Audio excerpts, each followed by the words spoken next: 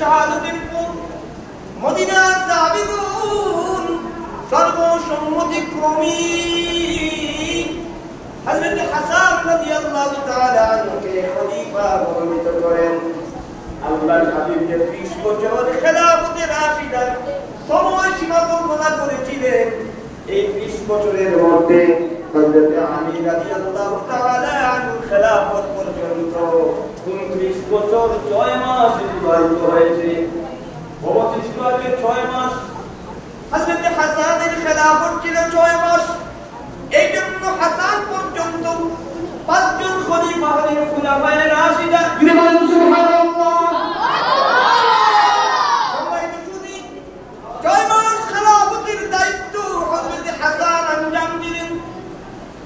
তিনি চিন্তায় পড়ে গেলেন, আমাকে মুসলিম বিশ্ব গণ্যমান্য ব্যক্তিবর্গ আমাকে খলিফা বানিয়েছে, কিন্তু আমার চেয়ে বয়োজ্যেষ্ঠ আল্লাহর নবীর একজন সাহাবী হযরত মুআবিয়া রাদিয়াল্লাহু তাআলা আনহু এখনো জীবিত আছেন।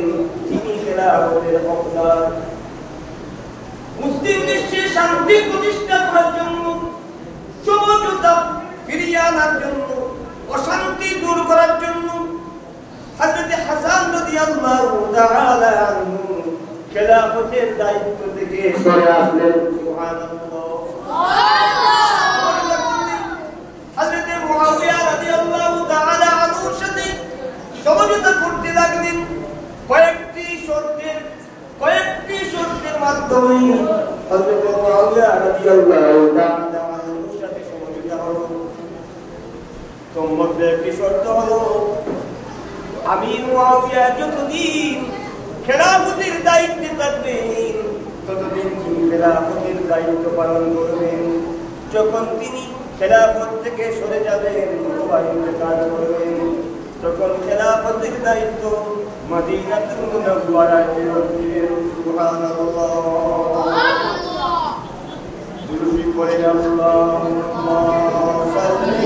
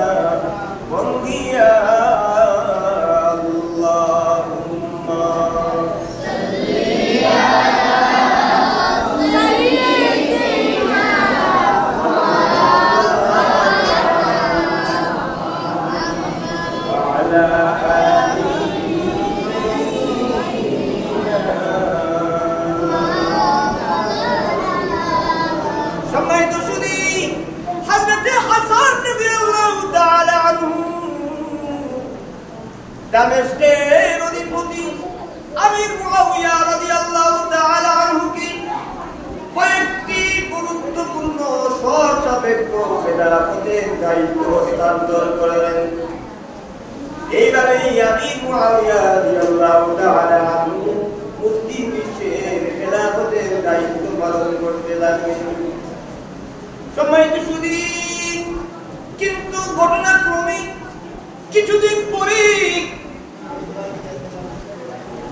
আমির মুআবিয়ার আমলে হযরত হাসান রাদিয়াল্লাহু তাআলা আনহুকে চক্রান্তমূলকভাবে বিষ পান করিয়ে শাহাদাত বরণ করানো হলো। বুঝতে পেরেছেন? বিষ পান করানো হলো, জহর পান করানো হলো। চক্রান্ত করে হযরত হাসান রাদিয়াল্লাহু তাআলা আনহুকে জহর পান করিয়েছে।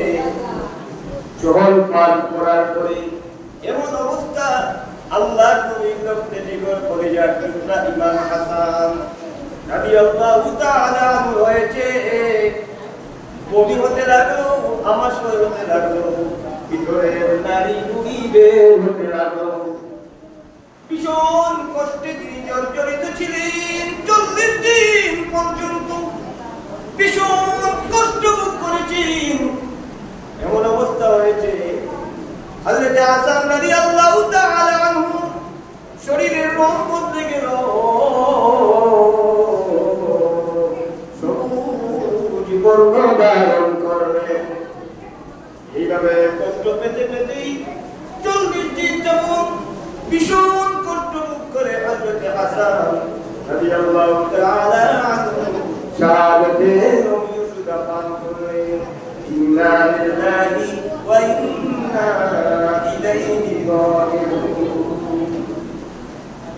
সম্মানিত সুধী, ইমাম হাসানের ইন্তেকালের পর, শাহাদাতের পর আবু মুআবিয়া রাদিয়াল্লাহু তাআলা আনহু যিনি খেলাফতের দায়িত্ব পালন করছেন, তিনি বার্ধক্যজনিত কারণে স্বাভাবিকভাবে ইন্তেকাল করলেন।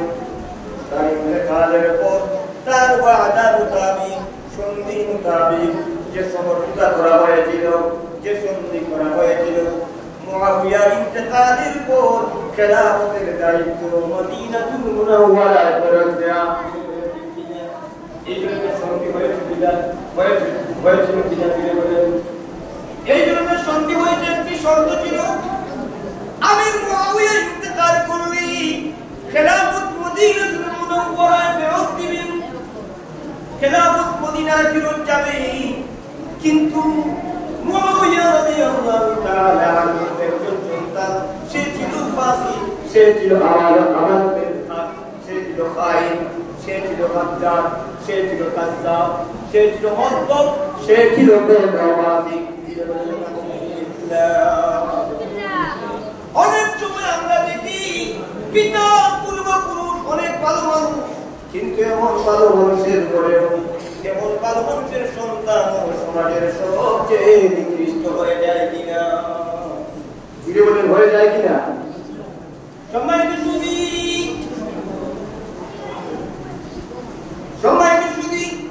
বলছিলাম, কিন্তু আমির মুআবিয়া রাদিয়াল্লাহু তাআলা আনহু ইন্তেকাল করার পর খেলাফতকে মদিনায় ফেরত না দিয়ে কুলাঙ্গার পাপিষ্ঠ ইয়াজিদ নিজেকে খলিফা হিসেবে ঘোষণা করলো। নাউযুবিল্লাহ। পর্যায় প্রয়োগ করতে লাগলো তার খেলাফতের স্বীকৃতি দেওয়ার জন্য, তার খেলাফতের বায়াত নেওয়ার জন্য, তাকে স্বীকৃতি দেওয়ার জন্য মানুষের প্রতি চাপ প্রয়োগ করতে লাগলো, ভয় দেখাতে লাগলো, হুমকি ধমকি দিতে লাগলো। সম্মানিত সুধী, তারই ধারাবাহিকতায়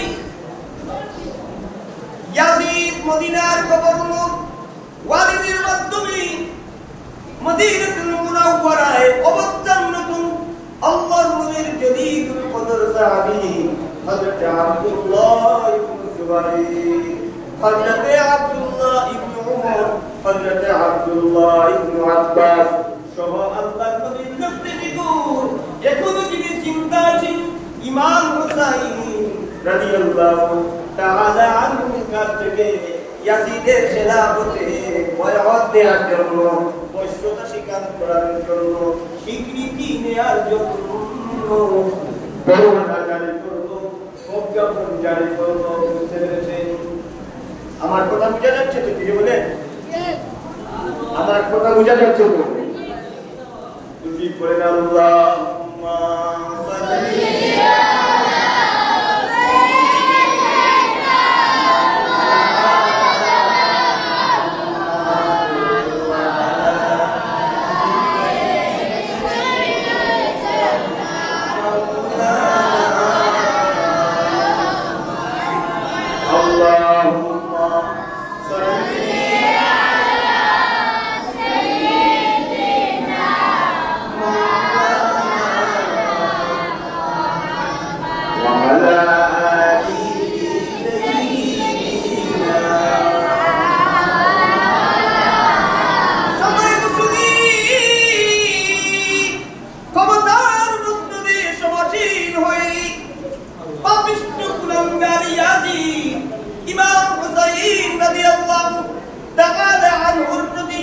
এবং মদিনার অন্যান্য সাহাবীদের প্রতি প্রজ্ঞাপন জারি করলো নিজের খেলাফতের স্বীকৃতি গ্রহণ করার জন্য। ইমাম হুসাইন রাদিয়াল্লাহু তাআলা আনহু সুস্পষ্টভাবে জানিয়ে দিলেন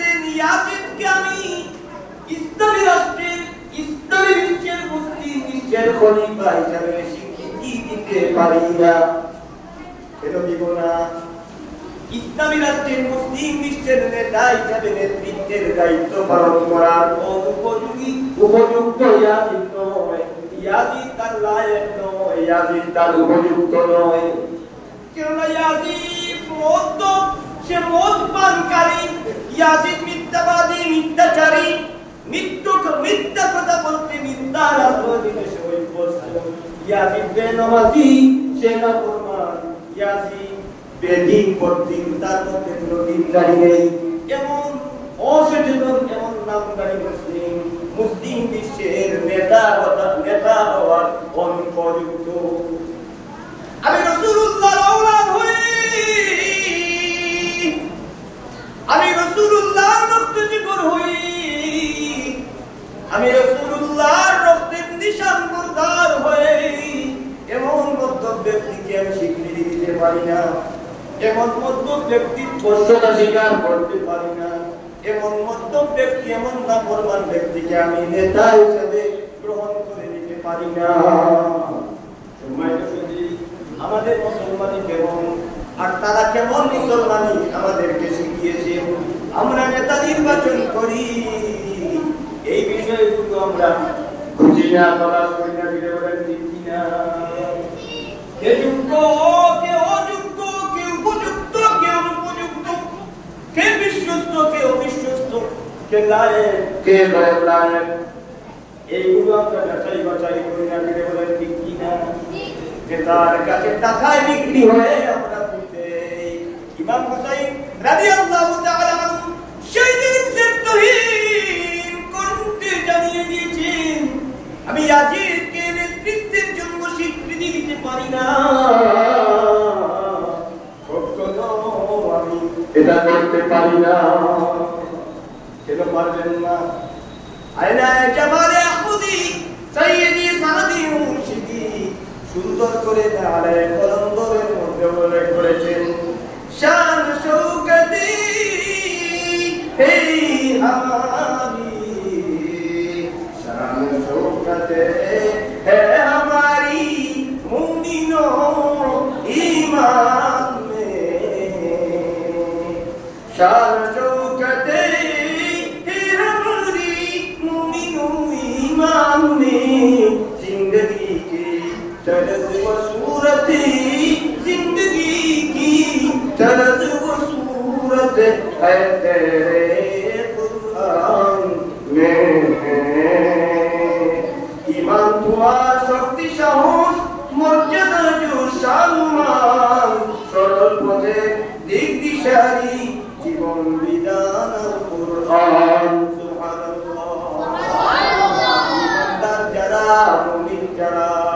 যারা হৃদয় ঈমান ধারণ করে, ঈমান হে মুমিন, ঈমান তোমার যশ খ্যাতি, ঈমান তোমার শক্তিশালী হিম্মত। কাজে তুমি মুমিন যদি হও, আল্লাহর কোরআনের বিধান অনুযায়ী চলো। সুবহানাল্লাহ। যারা কোরআনের বিধান মেনে চলে, যারা হৃদয় ঈমান ধারণ করে, প্রকৃত মুমিন যারা, আল্লাহর কোরআনের বিধান তারা লঙ্ঘন করতে পারে না। এই জন্য ইমাম হুসাইন রাদিয়াল্লাহু তাআলা আনহু সেই দিন নেতৃত্ব করতে ঘোষণা করলেন, আমি ইয়াজিদের কষ্টটা স্বীকার করব না। ইয়াজিদ মদিনার গভর্নরের মাধ্যমে ইমাম হুসাইন রাদিয়াল্লাহু তাআলা আনহুর উপর চাপ প্রয়োগ করতে লাগলো। তিনি যখন অস্বীকার করলেন, নির্যাতন করতে লাগলো, নিপীড়ন করতে লাগলো। এমনকি আল্লাহর নবীর মদিনাতুল মুনাওয়ারায় অবস্থানরত যত সাহাবী, হযরত আব্দুল্লাহ ইবনে জুবাইর, আব্দুল্লাহ ইবনে উমর, আব্দুল্লাহ ইবনে আব্বাস অনেক সাহাবী ছিলেন, তারা প্রত্যেকেই ইয়াজিদের কষ্টটা স্বীকার করতে অপারগতা প্রকাশ করলেন। জুলুম নির্যাতন শুরু করলো আল্লাহর নবীর সাহাবীদের উপরে, জুলুম নির্যাতন শুরু করলো রাসূলুল্লাহর রক্তে জীবন, রাসূলুল্লাহর বংশধরের উপরে। যার ব্যাপারে আল্লাহর নবী নূরের জামানে বলেছেন, আল হাসান ওয়াল হুসাইন সাইয়্যিদা শাবাবি আহলিল জান্নাহ। আমার হাসান যুবকদের সরদার সুবহানাল্লাহ।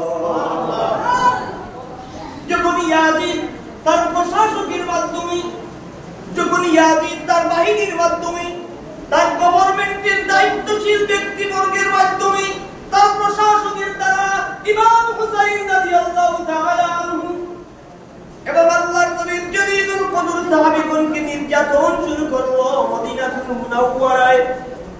তারা অত্যাচারে অতিষ্ঠ হয়ে গেলেন।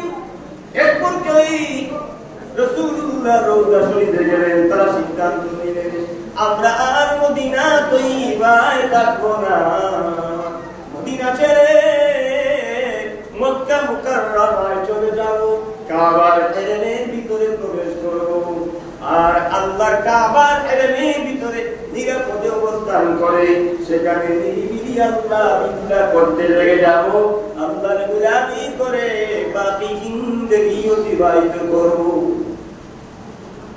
এই জন্য তারা রাসূলুল্লাহর রওজা শরীফে গেলেন। এই মদিনাতুল মুনাওয়ারা মুমিনদের জান, মুমিনদের হৃদয় জুড়ে বলেন ঠিক কিনা? মদিনাতুল মুনাওয়ারায় যাওয়ার জন্য আমরা কতই না পাগল। আর যারা মদিনার অধিবাসী তাদের কত ভাগ্য, তারা কি মদিনা ছাড়তে পারে? বলেন কথা বলে, তাদের ভাগ্য কতই না ভালো। যারা মদিনার অধিবাসী তারা মদিনা ছাড়তে পারে না, বরং মদিনার অধীনে বিশ্বের বিভিন্ন প্রান্তে যারা অবস্থান করছে তারা মদিনায় যাওয়ার জন্য পাগল পারা। মদিনায় মানুষ যেতে চায়, মদিনা ছাড়তে চায় না। কোন মুমিন মদিনা ছাড়তে চায় না। কেন মদিনা ছাড়তে চায় না? খাকে মদিনা হমেं महबूब जाए, खाके मदीना हमें महबूब जाए, दिल फिदा जिस खाक पे महबूब खुदा है, दिल फिदा जिस खाक पे, दिल फिदा जिस खाक पे महबूब खुदा है। বিশ্বভুবন থেকে প্রিয় খাকে মদিনায়, যে খাক তোরে ফেদায় দিল যেথায় পিয়ারা খুদার। সারা জাহান থেকে প্রিয় ভূমি পাক মদিনা, যে পাক ভূমিতে সাই আছে আল্লাহর প্রিয় প্রেমাস্পদ মুহাম্মদুর রাসূলুল্লাহ সাল্লাল্লাহু আলাইহি ওয়া আলিহি ওয়া সাল্লাম। যে মদিনা চলে যায় না, যে মদিনার কথা স্মরণ করলি মদিনার স্মরণে হৃদয়ে প্রশান্তি আসে। হযরত ইমাম হুসাইন রাদিয়াল্লাহু তাআলা সেই মদিনা ছেড়ে দেওয়ার সিদ্ধান্ত নিলেন। আব্দুল্লাহ ইবনে জুবাইর, আব্দুল্লাহ ইবনে উমর, আব্দুল্লাহ ইবনে আব্বাস প্রমুখ সাহাবীগণ সেই মদিনা ছেড়ে দেওয়ার মনস্থ করলেন, সিদ্ধান্ত নিলেন। চিন্তা করে দেখেন মুসলমান কতটা প্রতিষ্ঠ হয়েছে, কতটা অত্যাচারে জর্জরিত তারা হয়েছে। মদিনাতুল মুনাওয়ারা ছেড়ে তারা চলে গেলেন মক্কাতুল মুকাররমায়। সেখানে গিয়ে কাবার হেরেমে প্রবেশ করলেন। কাবা শরীফ অবস্থান করতে লাগলেন। কাবা শরীফ হেরেমের ভিতরে প্রবেশ করে ইবাদত বন্দেগী করতে লাগলেন। ইমাম হুসাইন রাদিয়াল্লাহু তাআলা আনহু রওজা শরীফ গেলেন, কান্নাকাটি করলেন, শেষ বিদায় জানালেন। যত আমর প্রিয় নানা আকা মাওলা মুহাম্মদুর রাসূলুল্লাহ সাল্লাল্লাহু আলাইহি ওয়া আলিহি ওয়া সাল্লাম রওজায় আতরি সালাম নিবেদন করলেন এবং শেষ সালাম জানিয়ে রওজা শরীফ থেকে বিদায় নিয়ে মক্কাতুল মুকাররমার উদ্দেশ্যে রওনা হয়ে গেলেন। আকাশ করে মক্কার হারামের ভিতরে অবস্থান করে ইবাদত করতে হয়ে গেছেন। দুরূদ পড়ে আল্লাহুম্মা সাল্লি আলা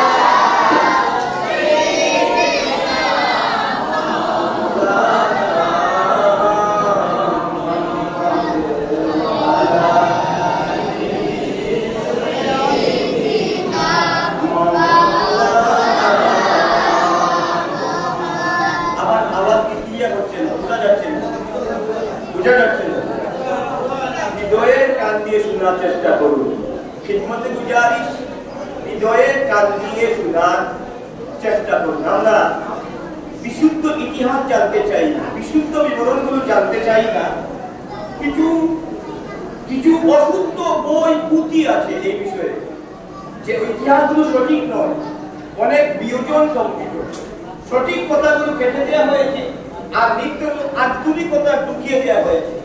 এইগুলো নিয়ে আমরা ব্যস্ত, ঠিক বলেন? ঠিক আমরা বিশ্বাস কিন্তু এইগুলো আধুনিক ইতিহাস নিয়ে ব্যস্ত, কিন্তু কোরআন সুন্নাহর আলোকে উলামায়ে কেরামগণ তৎকালীন সঠিক ইতিহাস তুলে ধরেছে, যেগুলো থেকে শিক্ষা নেওয়ার কথা সেগুলো আমরা শুনতে চাই না, সেগুলো জানতেও চাই না।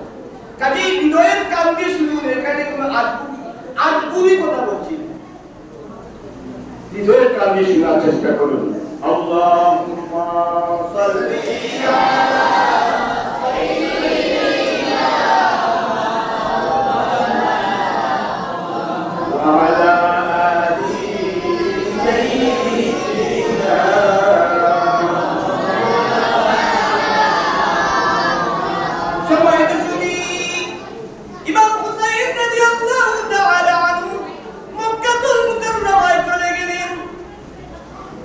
সেখানে তারা আল্লাহ বিল্লাহ নিমজ্জিত হয়ে গেলেন, ইবাদতে মশগুল হলেন।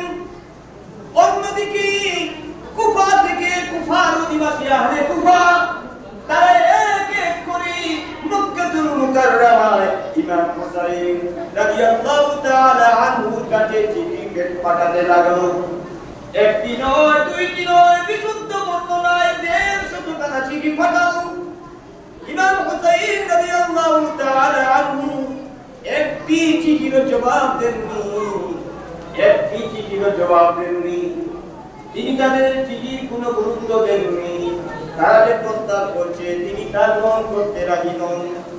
তারা আবেদন করছে, ইমাম হুসাইন, আমরা ইয়াজিদের কাছে বয়স হব না, ইয়াজিদকে আমরা খলিফা মানি না, বরং আপনি যে জায়গায় আছেন, পৃথিবীতে জীবিত আছেন, নবীর বংশধর হিসাবে, নবীর বংশের নিশান বর্দার হিসাবে আমরা চাই আপনি হাত বাড়িয়ে দেন। আপনার হাতে বয়াত হয়ে, আপনার বস্ততা স্বীকার করে, আপনার নেতৃত্বের ছায়ায় আমরা আচ্ছাদিত হয়ে আমরা আপনাকে নেতা হিসাবে গ্রহণ করব। আপনি আমাদের মাথার ছায়া হয়ে আমাদের অভিভাবকত্বের দায়িত্ব, আমাদের নেতৃত্বের দায়িত্ব আপনি গ্রহণ করবেন। ইমাম হুসাইন রাদিয়াল্লাহু তাআলা আনহু তিনি রাজি নন, তিনি এই কথার উপরে একমত নন।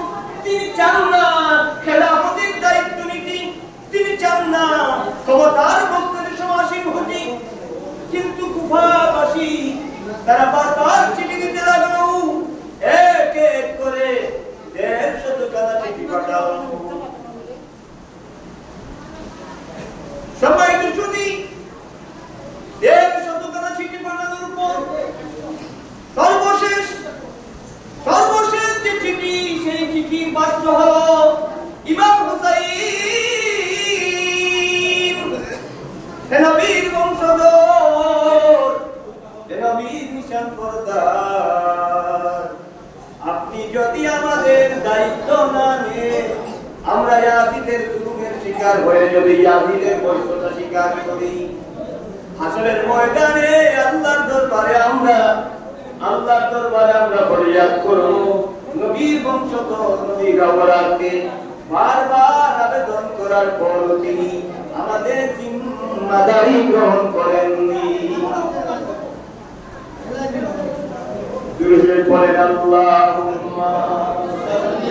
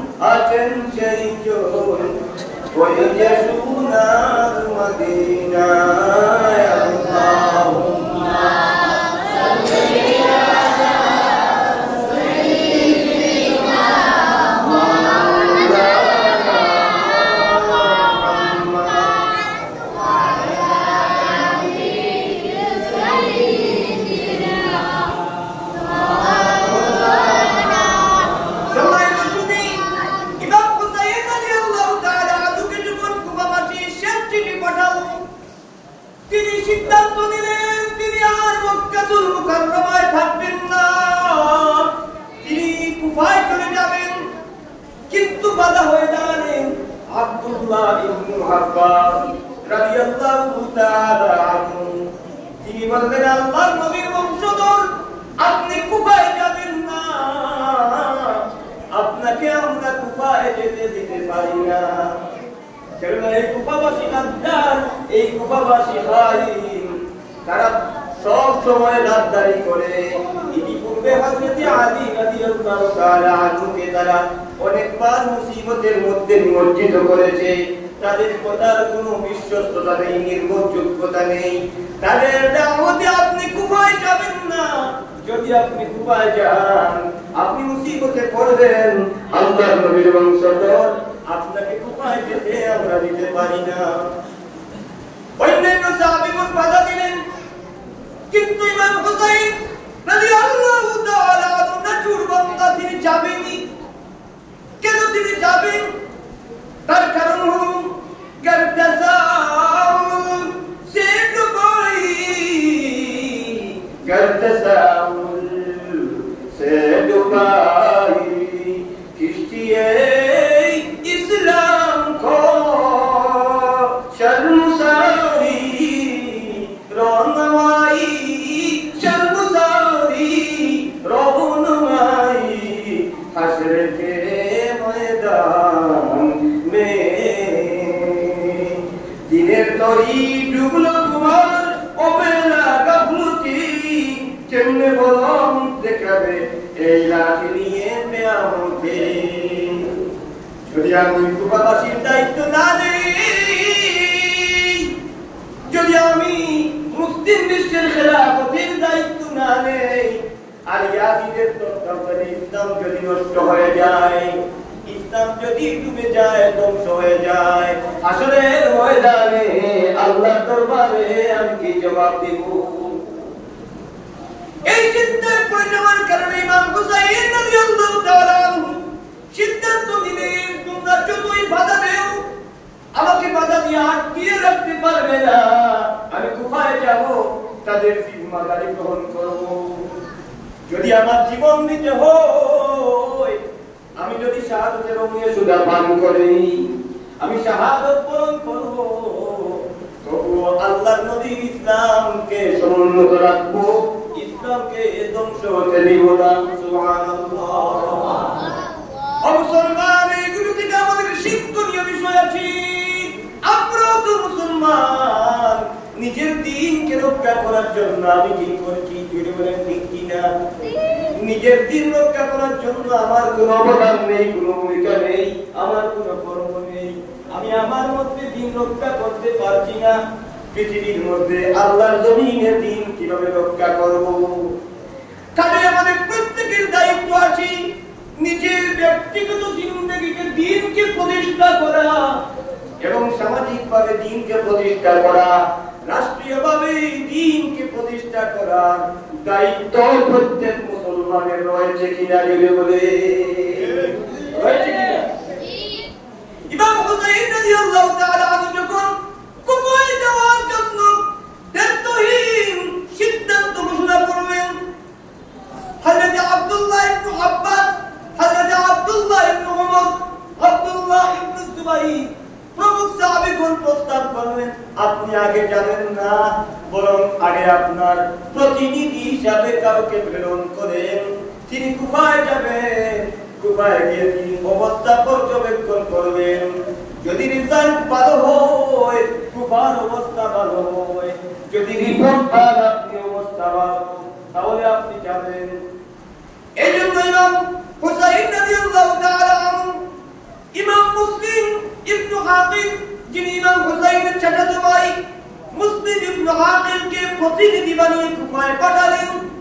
মুসলিম ইবনে আকিল তার ছোট দুইজন ছেলে মুহাম্মদ ইবনে মুসলিম এবং ইব্রাহিম ইবনে মুসলিম, এই দুইজন শিশু বাচ্চাকে সঙ্গে নিয়ে কুফায় রওনা হলেন।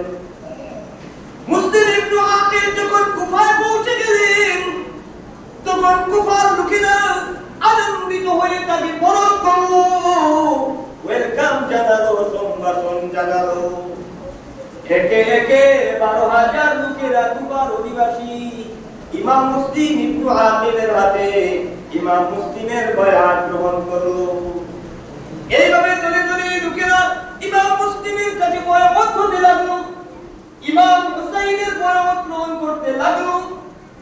ইমাম মুসলিম রাহমাতুল্লাহি আলাইহি যখন দেখলেন পুরা কুফাবাসী ইমাম হুসাইন রাদিয়াল্লাহু তাআলা আনহুর জন্য পাগল পারা, ইমাম হুসাইনকে চায়, ইমাম হুসাইনের বক্তব্য অনুরক্ত, যেইভাবে তারা বলেছে সেইভাবে তারা বায়াত গ্রহণ করেছে।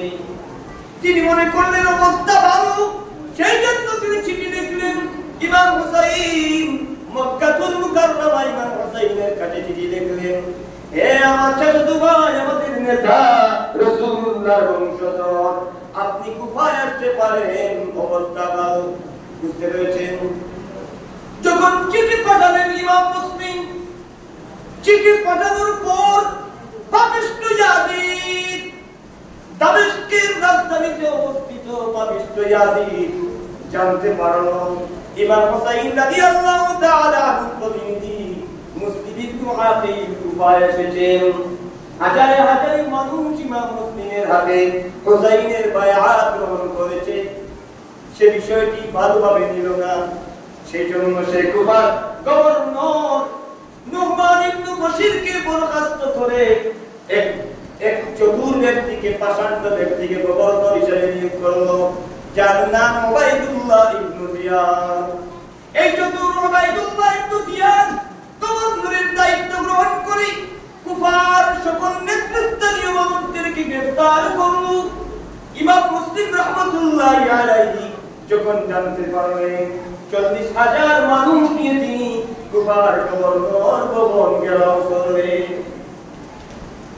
ওবাইদুল্লাহ ইবনে জিয়াদ মক্কার নেতৃস্থানীয় মানুষদের কাছে ঘোষণা করল, যদি তোমরা বাঁচতে চাও তাহলে গভর্নর ভবনের ছাদের উপর উঠে তোমরা জানিয়ে দাও, হে কুফাবাসী, তোমরা মুসলিমের সঙ্গ ছেড়ে দাও, হুসাইনের সঙ্গ ছেড়ে দাও। যদি হুসাইনের সঙ্গ না ছাড়ো, ওবাইদুল্লাহ ইবনে জিয়াদ আমাদেরকে মেরে ফেলবে। আমাদেরকে যদি বাঁচাতে চাও, হুসাইনের সঙ্গ ছাড়ো, মুসলিমের সঙ্গ ছাড়ো। ফিরে বলেন নাউযুবিল্লাহ। অথচ এই কুফাবাসী, এই কুফার নেতৃস্থানীয় মানুষ একটি নয়, দুইটি নয়, 150টি, 150 মতো চিঠি প্রেরণ করেছে। ইমাম হুসাইন রাদিয়াল্লাহু তাআলা আনহুকে 150 খানা চিঠির পর চিঠি প্রেরণ করে এই কুফায় আসতে বাধ্য করেছে। ফিরে বলেন ঠিক কিনা? আজ যখন নিজের উপর মুসিবত এসেছে, নিজের জান দেওয়ার পালা এসেছে, নিজের জানকে, জীবনকে রক্ষা করার জন্য গভর্নর ভবনের ছাদের উপর দাঁড়িয়ে তার আত্মীয় স্বজনদেরকে বলতো, তোমরা মুসলিমের সঙ্গ ছেড়ে দাও, হুসাইনের সঙ্গ ছেড়ে দাও। ইমাম মুসলিম রাহমাতুল্লাহি আলাইহি 40,000 মানুষ নিয়ে গভর্নর ভবন ঘেরাও করেছিলেন। এই ঘোষণা শোনার পর 40,000 মানুষ থেকে কমতে কমতে 40 জন মানুষ আরো অবশিষ্ট রইল না। এই হলো কুফাবাসীর গাদ্দারি, এই হলো কুফাবাসীর খেয়ানত। ওরা ছিল খাইন, ওরা ছিল গাদ্দার। যারা একবার গাদ্দারি করে তাদেরকে আর দ্বিতীয়বার বিশ্বাস করা ঠিক নয়। যদি বলেন ঠিক কিনা? এই কুফাবাসী দ্বিতীয়বার গাদ্দারি করেছে। ইমাম হযরত আলী রাদিয়াল্লাহু তাআলা আনহুর সাথে কাজী কারবালার সেই ইতিহাস আমাদেরকে শেখায়, যে ব্যক্তি একবার বিশ্বাসঘাতকতা করে, ওই বিশ্বাসঘাতক খাইন গাদ্দারকে দ্বিতীয়বার বিশ্বাস করা যায় না। কোন গাদ্দারকে যদি দ্বিতীয়বার কেউ বিশ্বাস করে, তাহলে অবশ্যই অবশ্যই সে ক্ষতিগ্রস্ত হবে। সবাই তো শুনি। তারপর উবাইদুল্লাহ ইবনে জিয়াদ ইমাম মুসলিম রাহমাতুল্লাহি আলাইহি কে সুকৌশলে গ্রেফতার করল, গ্রেফতার করে তাকে শহীদ করে দিল। এমনকি ইমাম মুসলিম রাহমাতুল্লাহি আলাইহির সাথে দুইটি অবশিষ্ট ছিল, তাদেরকেও গ্রেফতার করালো এবং এক নরপশুই দুইটি অবশিষ্টকেও হত্যা করলো। মা বেটা তিনজন শাহাদাতের অমীয় সুধা পান করে নিলেন। ইন্না লিল্লাহি ওয়া ইন্না ইলাইহি রাজিউন। সবাই শুনি ইমাম মুসলিম শহীদ হলেন, তার দুইজন অবশেষ শহীদ হল। অন্যদিকে কিছুদিন আগে তিনি যে চিঠি প্রেরণ করেছিলেন মক্কা মুকাররমায় ইমাম হুসাইনের কাছে, সেই চিঠি যথাক্রমে পৌঁছল ইমাম হুসাইন রাদিয়াল্লাহু তাআলা আনহু। তার চাচাতো ভাই মুসলিম ইবনে আকিলের চিঠি পেলেন, চিঠি পড়লেন, বুঝতে পারলেন কুফার অবস্থা ভালো। চিঠির মধ্যে এমন কি লেখা ছিল ঠিক কিনা? কুফার অবস্থা ভালো, রিসাল্ট ভালো, রিপোর্ট ভালো। সেই জন্য তিনি কুফার উদ্দেশ্যে রওনা হলেন। ৭২ জন ছোট বড় পরিবারের সফর সঙ্গী, ৭২ জন সফর সঙ্গী নিয়ে রওনা হলেন। কোন কোন বর্ণনায় ৮২ জন সফর সঙ্গী নিয়ে রওনা হলেন। ইমাম হুসাইন রাদিয়াল্লাহু তাআলা আনহু কারবালার প্রান্তরে পৌঁছলেন মুহররম মাসের ২ তারিখ। মুহররম মাসের ২ তারিখ যখন কারবালার প্রান্তরে ইমাম হুসাইন রাদিয়াল্লাহু তাআলা আনহু পৌঁছে গেলেন, উবাইদুল্লাহ ইবনে জিয়াদ অনুভব করতে পারলো, বুঝতে পারলো সেটা সেনাপতি হুর ইবনে ইয়াজিদ আত-তামিমি আর-রিয়াহি ওই সেনাপতিকে দিয়ে বিশাল একটি সেনাবাহিনীর ফৌজ পাঠালো। হুর ইবনে ইয়াজিদ আত-তামিমি আর-রিয়াহি ইমাম হুসাইন রাদিয়াল্লাহু তাআলা আনহু সাথে হানা দিল। ইমাম হুসাইন রাদিয়াল্লাহু তাআলা আনহু পথে বেরিয়ে সৃষ্টি করলো। ইমাম হুসাইন রাদিয়াল্লাহু তাআলা আনহু তাকে বললেন, আমি এমনিতে আসিনি, কুফাবাসী আমাকে দাওয়াত করে এনেছে, আমাকে তোমরা দাওয়াত করে আনলে, এখানে বাধা দিলে কেন? আমি এমনিতে আসিনি, নিজের ইচ্ছায় আসিনি, তোমরা আমাকে দাওয়াত করে এনেছো, আমন্ত্রণ করে এনেছো, আমি দাওয়াতে এসেছি, নিজের ইচ্ছায় আসিনি, আমাকে বাধা দিও না, আমাকে ক্ষতিগ্রস্ত করার চেষ্টা করো না। আমার পরিচয় কি জানো? আমি হলাম আল হাসান ওয়াল হুসাইন সাইয়্যিদা শাবাবি আহলিল জান্নাহ। নবী নূহের জবানে বলেছেন বেহেশতি যুবকদের সরদার কোনের অন্যতম ইমাম হাসান হুসাইন বেহেশতি যুবকদের সরদার। কাজেই আমার সাথে বাধা তোমরা করতে পারো না। হুর ইবনে ইয়াজিদ আত-তামিমি আর-রিয়াহি ওই ব্যক্তির হৃদয় কোমল হয়ে গেল, বলে গেল। ওই ব্যক্তি এমন ব্যক্তি, যদিও প্রথম সেই ইয়াজিদি বাহিনীর সেনাপতি ছিল, কিন্তু পরবর্তীতে কোনো বর্ণনায় পাওয়া যায় পরবর্তীতে ওই ব্যক্তি ইমাম হুসাইনের দলে চলে এসেছে, ইমাম হুসাইনের পক্ষে লড়াই করে শাহাদাতের অগ্নিশিখা পান করেছে। সুবহানাল্লাহ। হুর ইবনে ইয়াজিদ আত-তামিমি আর-রিয়াহি ইমাম হুসাইনকে বলল, হে আওলাদ রাসূল, আপনাকে অধিক ভালোবাসি, নবীর বংশ, আপনাকে ভালোবাসি, সম্মান করি, কিন্তু আমরা তো রাজত্বের এই রাষ্ট্রের সেবক, রাষ্ট্রের কর্মচারী, রাষ্ট্রের হুকুম আমাদেরকে তামিল করতে হয়, সেই জন্য আপনাকে বাধা দিয়েছি। আপনার সাথে আমি আলোচনা করব, আলোচনা করে পুরো দিন অতিবাহিত করব। রাতের আধারে আপনি আমাকে বাতি দিয়ে, আমার কাফেলা, আমার ফৌজকে, সেনাবাহিনীকে বাতি দিয়ে আপনি মদিনায় চলে যাবেন। আমি উবাইদুল্লাহ ইবনে জিয়াদকে একটি রিপোর্ট দিয়ে দিব। এই সুযোগ আপনাকে দিতে পারি। ইমাম হুসাইন রাদিয়াল্লাহু তাআলা আনহু রাতের আধারে মদিনার উদ্দেশ্যে রওনা হলেন, কিন্তু সারা রাত হাঁটতে হাঁটতে ভোরবেলা ফজরের সময় দেখেন যেই জায়গা থেকে হাঁটা শুরু হয়েছে ওই জায়গায় তিনি এখনো অবস্থান করেছেন। একদিন নয়, 2 দিন নয়, 3টি রাত এইভাবে করেছেন। জিজ্ঞেস করলেন ওই জায়গার নাম কি? লোকেরা বলল ওই জায়গার নাম কারবালা। ইমাম হুসাইন বললেন, আমি কিভাবে যাব? কিয়ামত পর্যন্ত চেষ্টা করলেও যেতে পারবো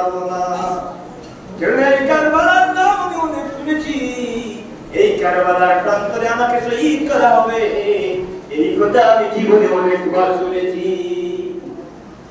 কারণ আমি কারবালায় এসেছি, আমার শাহাদত গাহে এসেছি, আমার শাহাদতের স্থানে আমি হাজির হয়ে গিয়েছি। আমি ফেরত যেতে পারবো না, আমি এখান থেকে অন্যত্র যেতে পারবো না, এই জায়গায় আমাকে জীবন দিতে হবে। সম্মানিত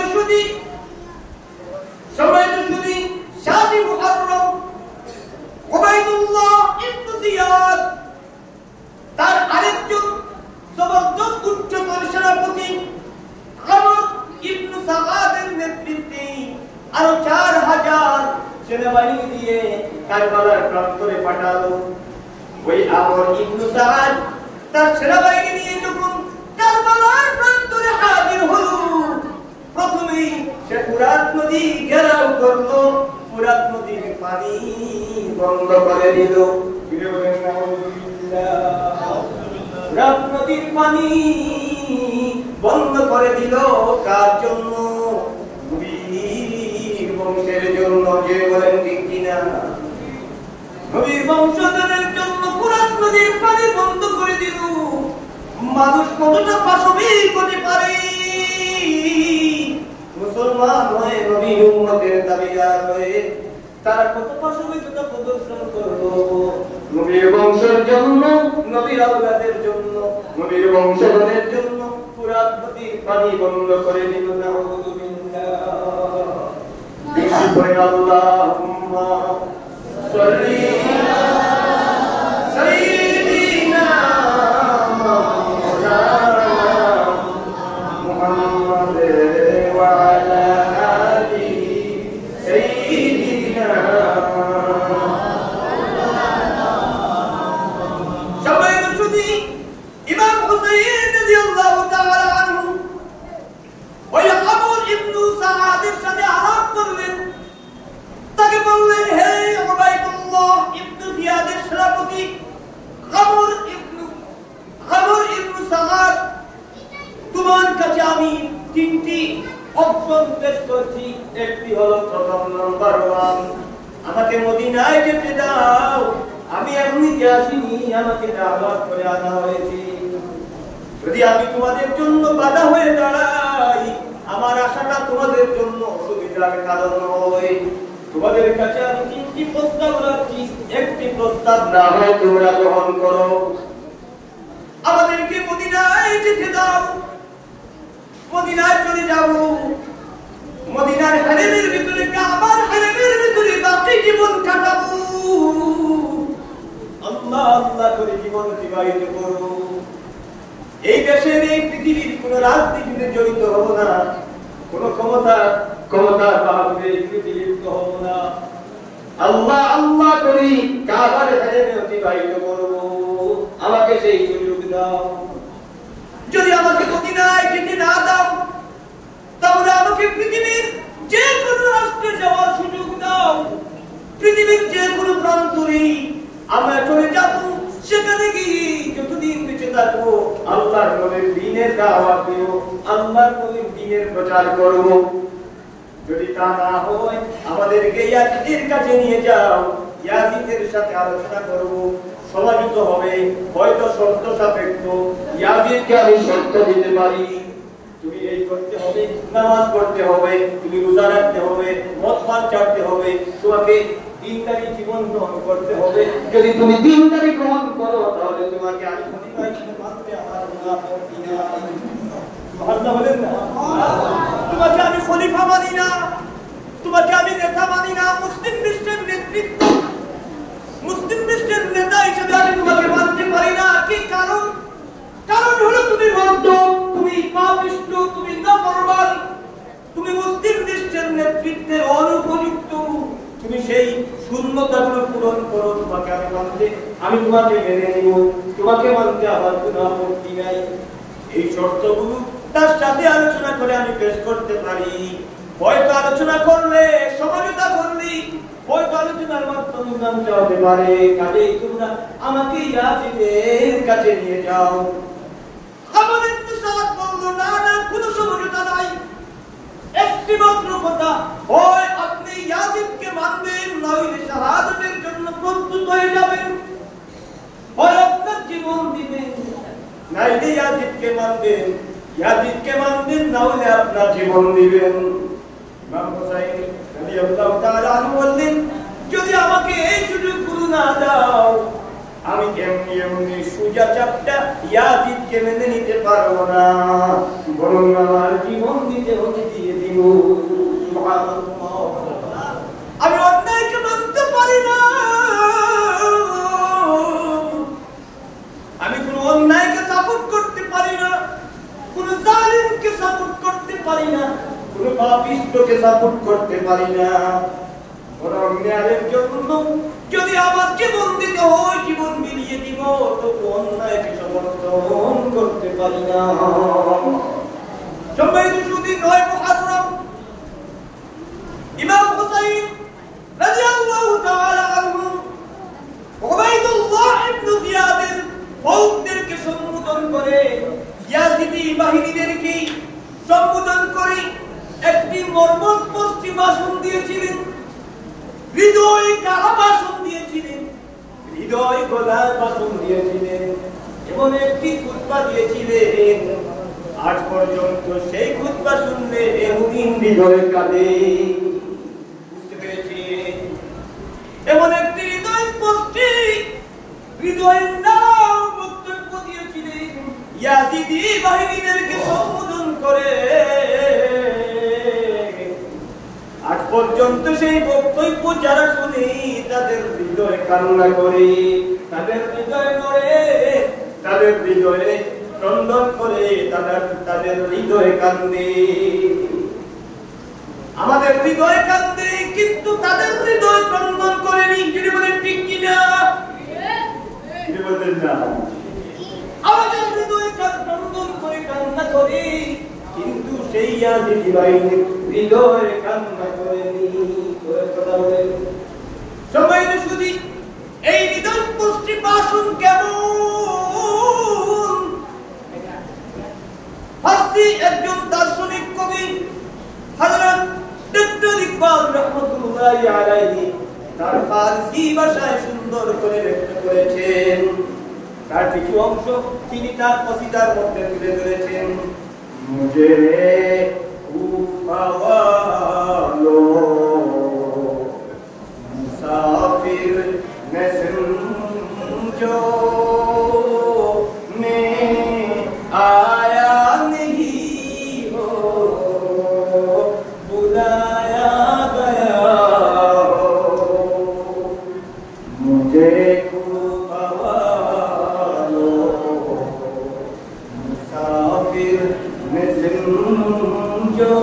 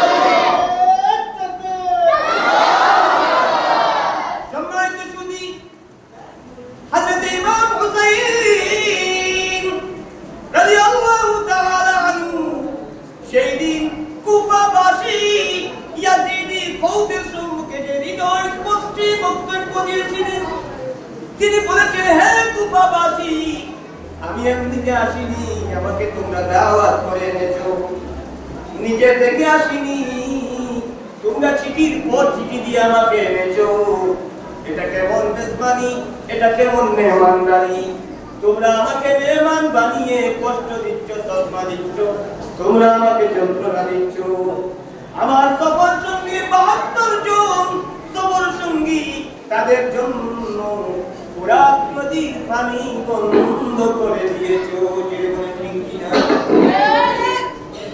সবাই তো শুনি এইভাবে ইমাম হুসাইন রাদিয়াল্লাহু তাআলা আনহু হৃদয় পশ্চিমা শুনলেন, কিন্তু তাদের হৃদয় বলল না, তাদের হৃদয় নাড়া দিল না, পাষাণ হৃদয় নড়ল না।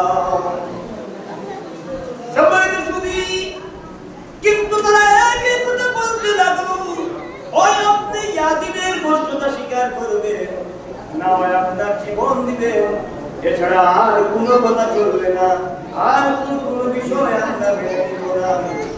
সবাই তো শুনি, ৯ মুহররম ১০ মুহররম রাত্রিবেলা আজকের রজনী, এই রজনী ছিল ইমাম হুসাইন রাদিয়াল্লাহু তাআলা আনহুর জীবনের শেষ রজনী। ইমাম হুসাইন রাদিয়াল্লাহু তাআলা আনহু আশুরা রজনীতে, এই রজনীতে রাত্র জেগে ইবাদত বন্দেগী নিমজ্জিত হয়েছেন। কোরআন শরীফ তিলাওয়াত করেন, নামাজ পড়েন, কোরআন শরীফ তিলাওয়াত করেন, তাসবিহ তাহলিল জিকির আজকার করেন, এইভাবে সারা রাত অতিবাহিত করেছে। হায় রে হয়, তিনি তো জানি আগামীকাল আমি শাহাদাত পূরণ করব, এই জিন্দেগিতে আমি আর কোনোদিন কোরআন শরীফ তিলাওয়াত করার সুযোগ পাবো না, এই জিন্দেগিতে আমি আর কোনোদিন রাত্র জেগে ইবাদত করতে পারবো না। ইমাম হুসাইন রাদিয়াল্লাহু তাআলা আনহু আজকে এই রাত সারা রাত ব্যাপী ইবাদত বন্দেগী করেছেন, মাঝে মধ্যে কান্না জড়িত কণ্ঠে কোরআন শরীফ পড়তেন, মাঝে মধ্যে কান্না করতেন, মাঝে মধ্যে কান্না জড়িত কণ্ঠে কোরআন শরীফ পড়তেন।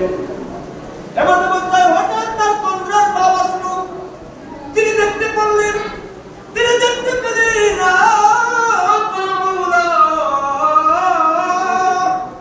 মুহাম্মদুর রাসূলুল্লাহ সাল্লাল্লাহু আলাইহি ওয়া আলিহি ওয়াসাল্লাম।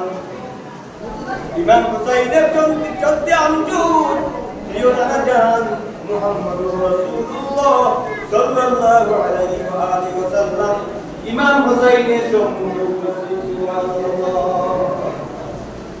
রাসূলুল্লাহ সাল্লাল্লাহু আলাইহি ওয়া আলিহি ওয়াসাল্লাম স্বপ্নে যোগে ইমাম হুসাইনকে শাহাদাতের সুসংবাদ দিয়েছেন। সুবহানাল্লাহ। আর বুকের মধ্যে হাত মুবারক রেখে আর দোয়া করতে লাগলেন, আল্লাহুম্মা আতিল হুসাইনা সাবরাহু ওয়া আজরা, আল্লাহুম্মা আতিল হুসাইনা সাবরাহু ওয়া আজরা। আয় মাওলায়ে কারীম, আমার রক্তে জিগর হুসাইনকে সবর দান করো, আমার রক্তে জিগর হুসাইনকে জাযা দান করো। আল্লাহুম্মা আমিন।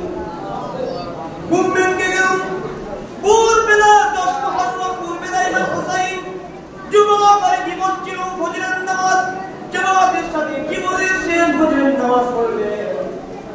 যখন যুদ্ধের দামামা বেজে উঠল, এক এক করে যুদ্ধ শুরু হলো, এক এক করে ৭২ জন সকল সঙ্গীর মধ্য থেকে এক একজন করে অনুমতি নিয়ে যুদ্ধের ময়দানে যান, শাহাদাতের রঙে সুরা পান করেন। ইন্না লিল্লাহি ওয়া ইন্না ইলাইহি রাজিউন। একজন শাহাদাতের রঙে সুরা পান করেন। ইমাম হুসাইন রাদিয়াল্লাহু তাআলা আনহু বলেন, রাদিতু বিলিকাই আইবার ইলাহি, আমি তোমার উপর সন্তুষ্ট, আমি তোমার উপর রাজি। তুমি আমার উপর যে মুসিবত দিয়েছো, ও মাওলা, তোমার উপর আমি রাজি, তোমার উপর আমার কোনো অবজেকশন নাই, তোমার উপর আমার কোনো সন্তুষ্টি নাই। আমি তোমার কর্মতৎপরতার উপর তুমি যে মুসিবতকে পরীক্ষায় আমাকে নিমজ্জিত করেছো, সেই ব্যাপারে আমি রাজি, তুমি মওলা রাজি হয়ে যাও। সুবহানাল্লাহ। মুসলমান, আমরা মুসিবতের মধ্যে পড়ি, আমরা দেশে হারা হয়ে যাই, যদি বলেন ঠিক কিনা? স্মরণ করে দেখুন, আপনার উপর যে মুসিবত এসেছে, আপনি যে সিচুয়েশনে পড়েছেন, যে পরিস্থিতির সম্মুখীন হয়েছেন, ইমাম হুসাইন তার চেয়ে হাজার হাজার কোটি মুসিবতের সম্মুখীন হয়েছিলেন কিনা? কথা বলেন। আমাদের যত বড় মুসিবত হোক না কেন, সেই সময় আমরা নিজেকে সান্ত্বনা দিতে পারি। ইমাম হুসাইন রাদিয়াল্লাহু তাআলা আনহু সেই মুসিবতের কথা স্মরণের মাধ্যমে হযরত ইমাম হুসাইন রাদিয়াল্লাহু তাআলা আনহুর কাছে ধারাবাহিকভাবে একজনের পর একজন যুদ্ধের ময়দানে ঝাঁপিয়ে পড়ার জন্য, শাহাদাতের অভিসুদা পান করার জন্য অনুমতি নিতে লাগলেন।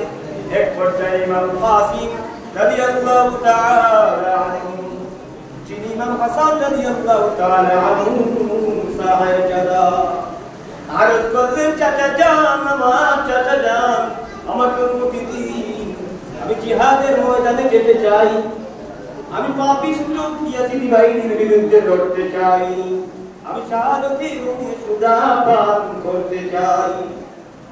অনুমতি পেয়ে তিনি লড়াই করলেন বীর বিক্রমী। পিপাসার্ত মানুষ, ফুরাত নদী অদূরে, পানি আছে তাবুতে পানি নাই, ফুরাত নদী বন্ধু, এক লোক পানি নাই, পিপাসার্ত। অন্যত্র তারা বীর বিক্রমী লড়াই করতে লাগলেন। এক পর্যায়ে অতর্কিত আক্রমণের শিকার হয়ে তিনি শাহাদাতের অভিসুদা পান করলেন। ইন্না লিল্লাহি ওয়া ইন্না ইলাইহি রাজিউন। সম্মানিত সুধী, এইভাবে হযরত ইমাম হুসাইন রাদিয়াল্লাহু তাআলা আনহু বড় সাহেবজাদা হযরত ইমাম আলী আকবর রাহমাতুল্লাহি আলাইহি, হযরত ইমাম আলী আকবর রাদিয়াল্লাহু তাআলা আনহু, তিনি তার পিতার সম্মুখে দাঁড়ালেন, আরজ করলেন, আমার ওয়ালিদ, আমার আব্বা জান, অনুমতি দিন, আমি লড়াই করব, আমি শাহাদাত গায়ে যাব, জিহাদের ময়দানে যাব। অনুমতি পেয়ে তিনি লড়াইয়ের ময়দানে গিয়ে ডাক দিলেন, হে ইয়াজিদি বাহিনী, তোমরা কি আমাকে চেনো? আমি হলাম আলী ইবনুল হুসাইন ইবনু আলী, যে ব্যক্তি রাসূলুল্লাহর বংশধর, রাসূলুল্লাহর পরিবারের সদস্য। আমার শরীরের মধ্যে আল্লাহর নবীর রক্ত প্রবাহিত। কে আছো রে? আমার সামনে আছো রে? কে আছো রে? আমাকে আক্রমণ করবে। এক এক করে তারা আসতে লাগলো, তিনি লড়াই করতে লাগলেন, বীর বিক্রমে লড়াই করে তাদেরকে পরাস্ত করলেন। তারা পালাতে লাগলো, তারা তাদেরকে ছত্রভঙ্গ করে দিলেন। এক পর্যায়ে তিনি পিপাসার যন্ত্রণা আর বরদাস্ত করতে পারলেন না। তৃষ্ণার্ত তিনি, পিপাসার্ত তিনি, পানি পানি করতে লাগলেন। তিনি ফেরত আসলেন, পানির খুঁজে ফেরত আসলেন। তার বাবা হযরত ইমাম হুসাইনকে ডেকে ডাক দিলেন, ইয়া আবাতা আল-আকাশ, ইয়া আবাতা আল-আকাশ, হে আমার বাবা, পানির পিপাসায় কলিজা ছেড়ে যাচ্ছে, পানির পিপাসায় আমি জাজিরা হয়ে গেছি, পানির পিপাসায় আর বরদাস্ত হয় না, আমাকে এক কাতরা পানি দে, আমাকে এক কাতরা পানি দে। এক কাতরা পানি যদি পাই, একদিন ইয়াজিদি বাহিনীকেও বেঁচে থাকতে দিব না। সম্মানিত সুধী, কেন তারা ফুরাত নদী বন্ধ করলো? কেন তারা পানি বন্ধ করলো? কেন ওরা হলো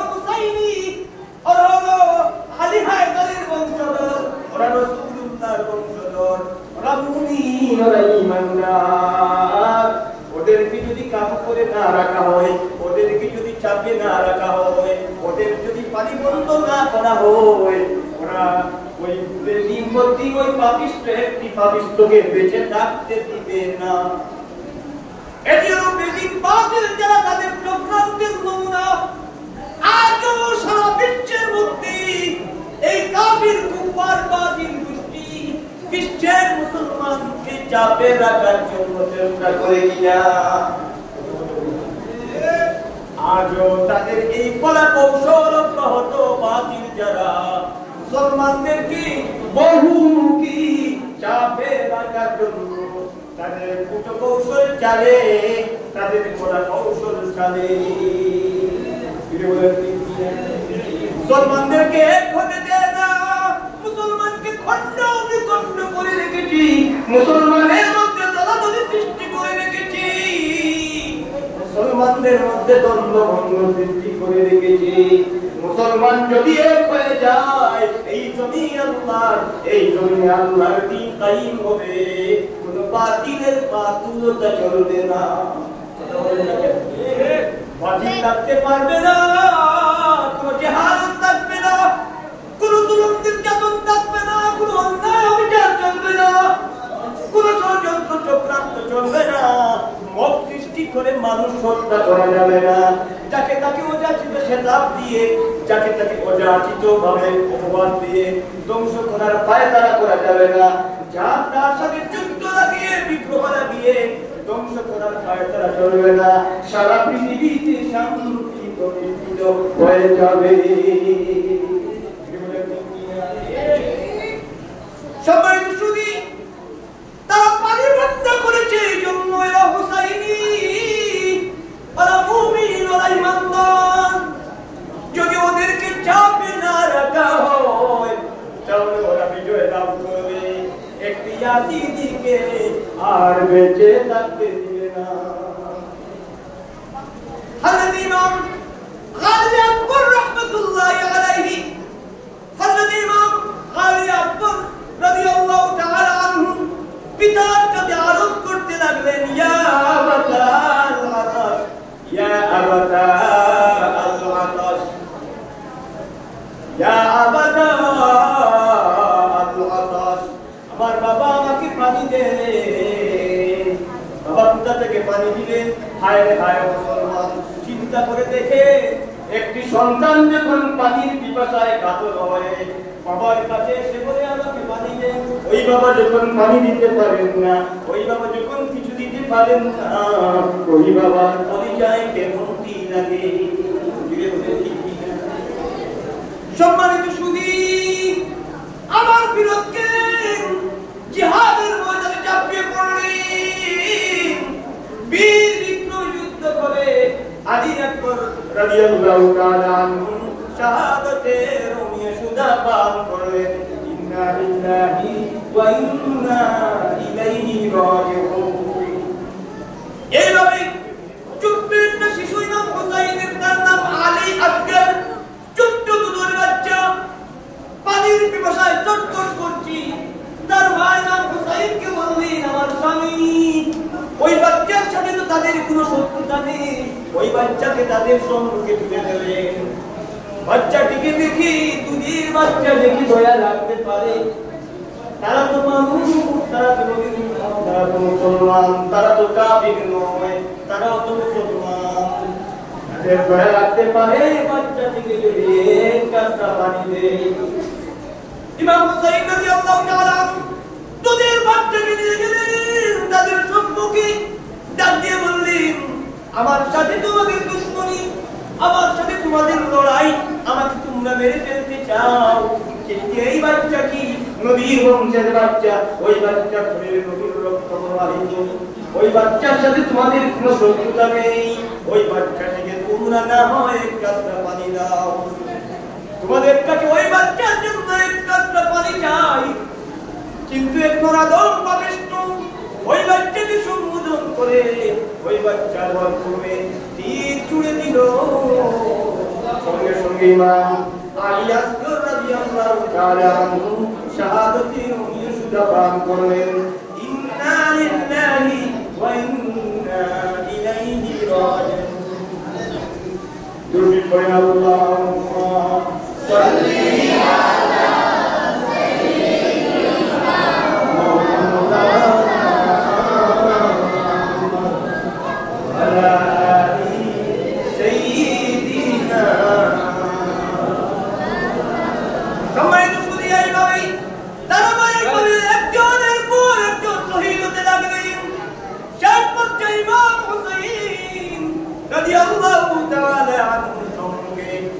তার ছোট্ট তার মেজো সাহেবজাদা ইমাম আলী আওসাদ, যাকে বলা হয় যাইনুল আবিদিন, ইমাম যাইনুল আবিদিন রাদিয়াল্লাহু তাআলা আনহু বলেন, বাবা আমাকে দিন, আমি জিহাদের ময়দানে যেতে চাই।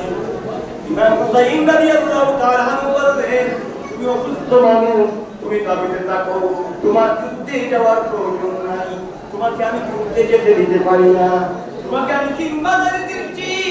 এই যে কাফেলায়, এই যে তাবুতে যে সকল মহিলাগুলো রয়েছে, তাদেরকে তুমি তত্ত্বাবধান করে তোমার তত্ত্বাবধানের দায়িত্ব নিয়ে জিম্মাদারি নিয়ে মদিনায় নিয়ে যাবে। তোমাকে যুদ্ধে যেতে দিতে পারি না, তোমাকে শহীদ হতে দিতে পারি না, কেননা তুমি নবীর বংশের নিজাম সন্তান।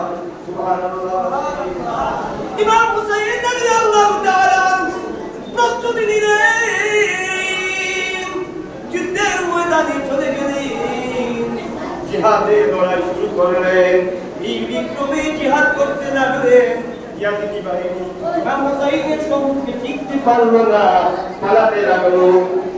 ইমাম হুসাইন রাদিয়াল্লাহু তাআলা আনহু তাদেরকে ছত্রভঙ্গ করে দিলেন। যখন সম্মুখ যুদ্ধে তারা পারল না, একটু দূরে চলে গেল। একটু দূর থেকে অতর্কিতভাবে ইমাম হুসাইনের দিকে একটা তীর নিক্ষেপ করতে লাগলো। তীরের আঘাতে জর্জরিত হয়ে ইমাম সাহেব ঘোড়া থেকে নিচে পড়ে গেলেন, সরাসরি হয়ে গেলেন এক পাপিষ্ঠ মুখের উপর আরোহণ করলো। ইমাম হুসাইন রাদিয়াল্লাহু তাআলা আনহুকে গলা কেটে শিরচ্ছেদ করে শাহাদাতের অগ্নি সুধা পান করালো। ইন্না লিল্লাহি ওয়া ইন্না ইলাইহি রাজিউন। যখন তিনি শাহাদাত বরণ করলেন, তখন তার অবস্থা কেমন হয়েছিল, তার মর্যাদা কেমন হয়েছিল। হযরত ডক্টর ইকবাল রাহমাতুল্লাহি আলাইহি সুন্দর করে বলেছেন, झुकाता जो सर पर गाए खुदा में, वही सर बुलंद हो गया करबला में। शहादत की मंजिल को पाया है मैंने, मैं मुर्दा नहीं हो जिलाया गया है। আমার যে মাথা আল্লাহর দরবারে বরগাহে লাইতে যুক্ত, যে মাথা আমি আল্লাহর দরবারে সেজদায় অবনমিত করতাম রে, আমার সেই মাথাটি তোমরা আমার শরীর থেকে আলাদা করে রেখে দেবে। আজ এই মাথাটি কাটা হলো, কারবালার প্রান্তরে সেই মাথাটি দ্বিখণ্ডিত করা হলো। শুকরিয়া শুকরিয়া, আমি তো শাহাদাতের মঞ্জিল পেয়ে গেছি। আমাকে আল্লাহ শাহাদাতের মর্যাদা দিয়েছেন, আমার মুকদ্দরে শাহাদাত ছিল, আমি শাহাদাতের মর্যাদা লাভ করেছি। আমি মুর্দা ছিলাম না, আমি মুর্দা ছিলাম না, কিন্তু শাহাদাতের মাধ্যমে আল্লাহ আমাকে সম্মানিত জীবন দান করেছে। সুবহানাল্লাহ। আল্লাহ বলেছেন, ওয়ালা তাকুলু লিমান ইউকতালু ফী সাবিলিল্লাহি আমওয়াত বাল আহইয়াউন ওয়ালাকিন লা তাশকুরুন। যারা আল্লাহর রাহে জীবন উৎসর্গ করে, যারা আল্লাহর জন্য জীবনকে বিসর্জন করে নিহত হয়, যাদেরকে আল্লাহ তাআলা শাহাদাতের মর্যাদা দান করেন, তোমরা তাদেরকে মৃত বলো না, তারা মৃত নয়, তারা জীবিত। আল্লাহ তাদেরকে সম্মানের জীবন দান করে।